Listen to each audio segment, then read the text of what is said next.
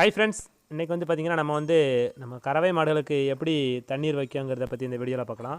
நம்மக்கிட்ட வந்து பார்த்திங்கன்னா மொத்தம் 10 கறவை மாடுகள் இருக்குது. அந்த கறவை மாடுகள் எல்லாமே பார்த்திங்கன்னா ஒரு பெரிய அளவில் கறவை உள்ள மாடுகள் ஹெச்எஃப் ஜெர்சி அந்த மாதிரி கிடையாது, கலப்பின மாடுகள் தான்.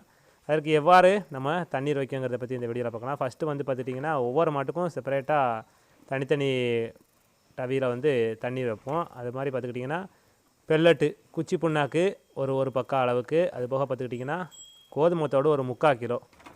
அடுத்ததாக பார்த்துக்கிட்டிங்கன்னா இதோட நம்ம சால்ட்டு, நம்ம சோத்துக்கு போடுற உப்பு மிக்ஸ் பண்ணிக்கிடுவோம். அதற்கப்புறமா பார்த்துக்கிட்டிங்கன்னா இந்த 10 மாடுகளுக்கும் நம்ம ஒரு 2.5 கிலோ தேங்காய் புண்ணாக்கு, அதோட ஒரு 2.5 கிலோ கடலை புண்ணாக்கு ஒரு வேலைக்கு. அப்படிங்கும்போது பார்த்துக்கிட்டிங்கன்னா முதல் நாள் நைட்டே நம்ம ஊற போட்டோம்னா மறுநாள் காலையில் இந்த வாளியில் ஃபுல்லாக வரது அளவுக்கு வந்துடும்.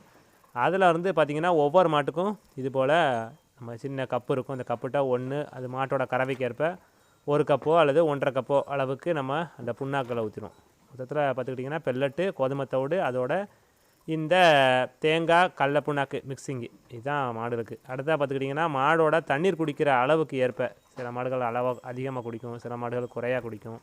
அதனால் அதோட குடிக்கிற அளவுக்கு ஏற்ப இதுபோல் தண்ணியை ஊற்றி எல்லாத்தையும் ஒரு ரவுண்டு மிக்ஸ் பண்ணி விட்டு நாம் மாட்டை கட்டிட்டாலே போதும், கம்ப்ளீட்டாக தண்ணியை குடிச்சிடும். நம்ம அடர் தீவனத்தை பொறுத்த வரைக்கும் நம்ம கட்டியாக புட்டு பதத்துலையோ அல்லது அப்படியே ராவாக வைக்கிறதுலாம் கிடையாது. இதுபோல் தண்ணீரில் மிக்ஸ் பண்ணி தான் நம்ம மாடுகளுக்கு வைப்போம். நம்ம மாடுகள் வந்து பார்த்துக்கிட்டிங்கன்னா சராசரியாக அதிகபட்சம் ஒரு நாளைக்கு 10லேருந்து ஒரு 12 லிட்ரு அந்த மாதிரி கறக்கக்கூடிய மாடுகள் தான். நம்ம பெரிய அளவில் 20-25 லிட்டர் கறக்கிற மாடுகள் நம்மகிட்ட கிடையாது. நம்ம நடுத்தரமான மாடுகள் தான் நம்மளுடைய சூழ்நிலைக்கும் நம்மளுடைய பராமரிக்கும் நமக்கு வந்து செட் ஆகும். அதனால் நம்மகிட்ட இருக்க எல்லாமே நடுத்தரமான மாடுகள் தான்.